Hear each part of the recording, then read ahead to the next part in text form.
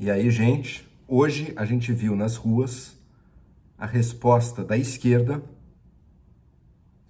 àquele protesto de 7 de setembro da direita bolsonarista. O que teve naqueles protestos de 7 de setembro? A grande bandeira americana estendida ali na Avenida Paulista. Isso no dia da independência do Brasil, hein?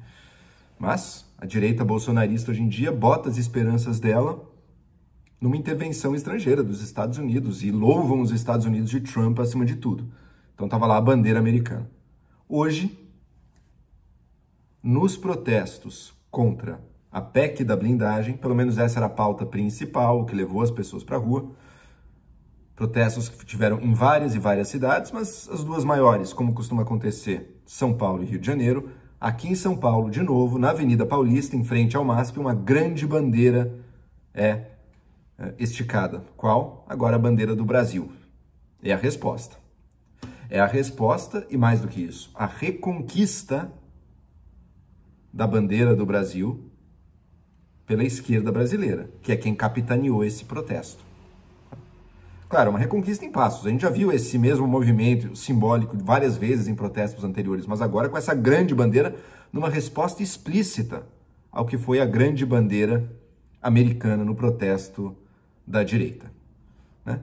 Qual que era o tema do protesto? Bom, o objeto que mobilizou as pessoas, em primeiro lugar, foi a PEC da blindagem, votada pela Câmara dos Deputados, aprovada, está indo agora para o Senado. E é uma PEC que basicamente diz que um deputado ou senador só vai poder ser alvo de uma ação na justiça, só vai poder se abrir uma ação penal contra ele. Por exemplo, se ele for suspeito de cometer um crime, só pode começar a ser julgado se a própria casa dele no Congresso, a Câmara dos Deputados ou o Senado, votar e aprovar. E mais do que isso, essa votação em caráter secreto. O povo nem vai ficar sabendo em quem que o seu deputado votou, se ele votou para proteger ou não proteger um colega dele. Ou seja, né, uma blindagem dupla. É a blindagem dos parlamentares para com a justiça e a blindagem dos parlamentares para com a opinião pública. Só que a votação da PEC da blindagem, obviamente, foi pública e não secreta. E, no que diz respeito a ela, os parlamentares não estão blindados contra a opinião pública. A opinião pública tem reagido, já estava reagindo forte nas redes, hoje reagiu forte nas ruas, tá? Lembrando que, além disso, a PEC também estende a proteção do foro privilegiado aos presidentes de partido que nem mandato tem, ou seja, mais um exemplo de como ela solidifica, cria uma casta protegida de políticos no Congresso Nacional, que no fundo, enquanto tiver mandato, não vai poder ser alvo de nada. E hoje em dia é fácil manter o mandato, hein? Por quê? Por causa das emendas parlamentares. Com 50 bilhões em emendas parlamentares todo ano. Ano que vem vai ser mais. Grande parte disso impositivo, ou seja, que o deputado ou senador vai ter de qualquer jeito, é muito fácil se reeleger. Então é o combo perfeito, né? Foi contra isso que a população ficou indignada. E foi um ato, acho que esse é o ponto que eu quero frisar aqui, foi um ato, sim, da esquerda. Eu até debati isso, algumas pessoas vieram dizer, não, Joel, pera, da sociedade civil. E isso eu quero debater mais a fundo. Sim, é verdade. A rejeição à PEC da blindagem não é de esquerda. A rejeição à PEC da blindagem inclui a esquerda, mas inclui o centro e inclui a direita também. A imensa maior parte da opinião pública, tá? Diferente, talvez, da discussão sobre o PL da anistia, que visa anistia ou da dosimetria, enfim, que visa diminuir as penas ou dos invasores do 8 de janeiro, ou do Bolsonaro e do resto do núcleo crucial ali na trama do golpe. Tá?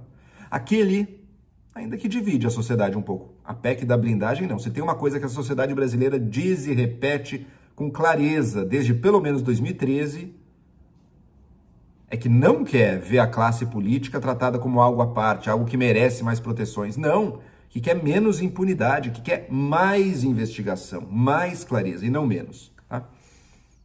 Então, quanto a isso, não é a esquerda que tem essa pauta, tá? Mas é a esquerda que capitaneou, que liderou e que deu a cara e o discurso desses protestos que a gente viu hoje. Disso eu não tenho a menor dúvida. Né? Fora o grande símbolo da bandeira brasileira, o que a gente via ali? Qual era a cor da multidão ali? Era vermelha. O vermelho era a cor preponderante. Onde? Nas roupas, nos balões de partidos e movimentos sociais, nas bandeiras. E o que elas diziam? Quais eram esses grupos? Quais eram os grupos organizadores daquilo que a gente estava vendo?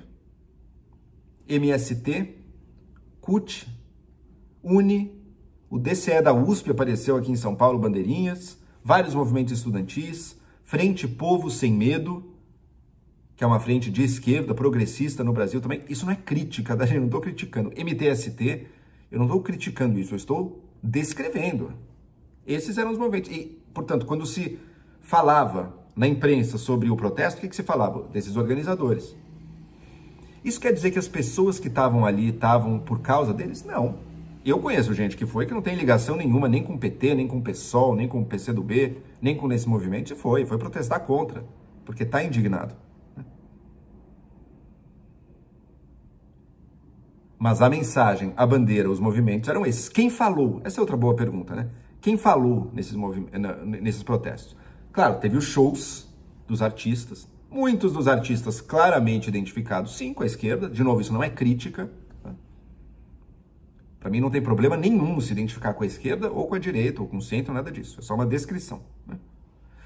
O pessoal que não gostou, a direita bolsonarista que torceu o nariz para esse protesto, disse que foram lá só por causa do show do Chico, Caetano. Óbvio que não, né, gente? Óbvio que não. Tanto que estavam vestidos de vermelho ali. E outra, Chico, Caetano, os mega stars foram no Rio de Janeiro. São Paulo teve algumas estrelas, também teve Marina Lima, teve Leone, teve outros músicos aí também, JP. Mas ninguém veio por isso, né? Você conhece gente que foi no protesto? Eu conheço. Nenhum deles estava indo por causa de show, absolutamente nenhum. Né? Fora que olha o tamanho da multidão. Você acha que apenas um show atrai esse tipo de multidão? Óbvio que não. Isso é normal também. Sempre que acontece um protesto de um lado forte, o outro lado busca tentar dizer que não foi muito menos gente, ou as pessoas que foram por motivos espúrios, seja lá o que for. O fato é que o protesto foi grande, tá? Foi do tamanho similar ao 7 de setembro, inclusive, pela medição da USP, a medição precisa, com drones. 42 mil pessoas no ápice na Paulista, hoje e também lá no 7 de setembro, tá? Mesmo tamanho. Copacabana, muito parecido também. O bolsonarista foi um pouquinho maior em Copacabana, mas bem próximo, tá? E quem falou nesses protestos, né, que era o meu ponto? Quem foram os políticos que discursaram? Rio de Janeiro, Chico Alencar, Jandira Fegali, Glauber Braga, Henrique Vieira, esquerda, né? PSOL, PCdoB. São Paulo, Boulos, Sâmia Bonfim, Ivan Valente, Vicentinho do PT, Rui Falcão, Orlando Silva, de novo, né? PCdoB, PSOL, PT. PSOL acho que até dominou mais, e por bons motivos. PSOL foi um dos partidos que mais se notabilizou ali no Congresso por ter votado integralmente, todos eles contra a PEC da blindagem.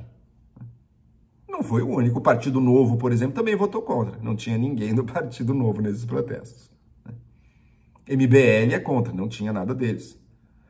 Teve, que eu consegui ver aqui, teve uma deputada, uma política que de fato distou um pouco desse esquerda vermelha, sólida, né, dessa coalizão, que falou, que foi a Tabata Amaral. Mas conforme eu li a reportagem no Valor, falando sobre o protesto, na fala da Tabata Amaral, os protestos e vaias do público eram tão altos que não deu para escutar direito o que ela falava. E pelo contrário, no Boulos e na Sâmia Bonfim, os aplausos eram efusivos. Ou seja, tá claro, o protesto tinha um lado muito claro na divisão esquerda-direita aqui no Brasil. Não era um protesto amplo e totalmente suprapartidário, como foi, por exemplo, junho de 2013. Né? Ainda que muitas pessoas que tenham ido lá não sejam partidárias, mas ao irem lá, fortaleceram o protesto da esquerda, que simbolizou a força política da esquerda de chamar pessoas para ir para as ruas. Também não foi um protesto do governo, hein? E acho justo dizer também que, quer dizer, a ida das pessoas para a rua não é nenhum desses movimentos que faz isso. Eles trazem alguns, o MST traz uns membros deles, mas quando é só os movimentos e centrais sindicais trazendo pessoas, não é essa multidão que a gente vê, são coisas bem menores, que até fazem vergonha quando acontece. As pessoas foram por conta própria. Isso não tira a agência das pessoas, tá? Não é movimentos e grupos meio paragovernamentais organizando e trazendo. Não, as pessoas foram porque quiseram mesmo. Mas ao irem, serviram de força, de soldados, digamos assim, em nome da esquerda brasileira. Esquerda que é muito claramente definida como PT, PSOL, PCdoB, vários movimentos sociais, mas que todos orbitam o que podemos chamar assim do petismo. E isso, para mim, é o que há de mais duro na realidade política brasileira hoje, né? Como é muito difícil escapar desses dois, né? Petismo de um lado, bolsonarismo do outro. Ambos, quando protestam alguma coisa que ressoa com mais gente, trazem mais gente para as ruas,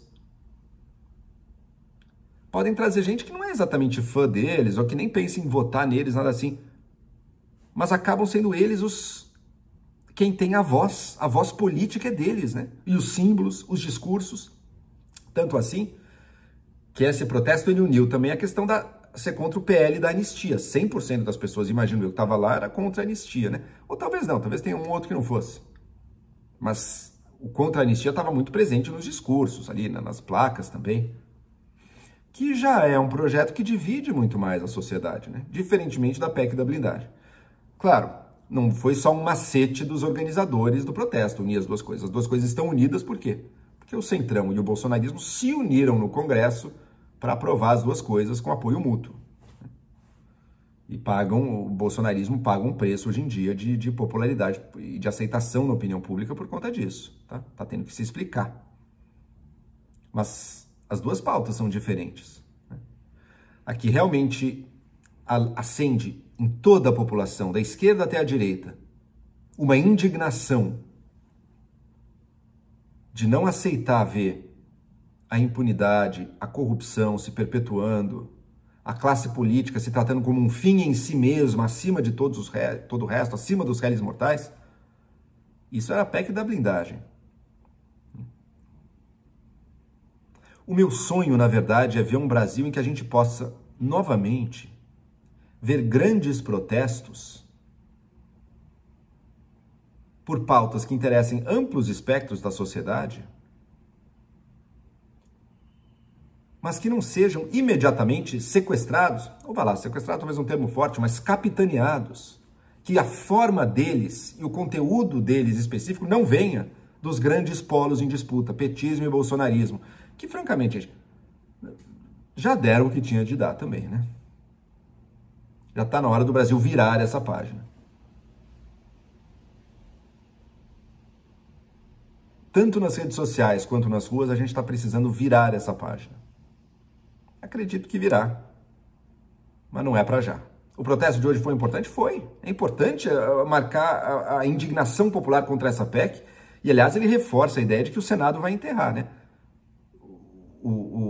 Os senadores já diziam que iam enterrar mesmo antes do protesto, mas entre um político prometer e, de fato, a coisa acontecer, a gente sabe que tem um amplo espaço ali, né?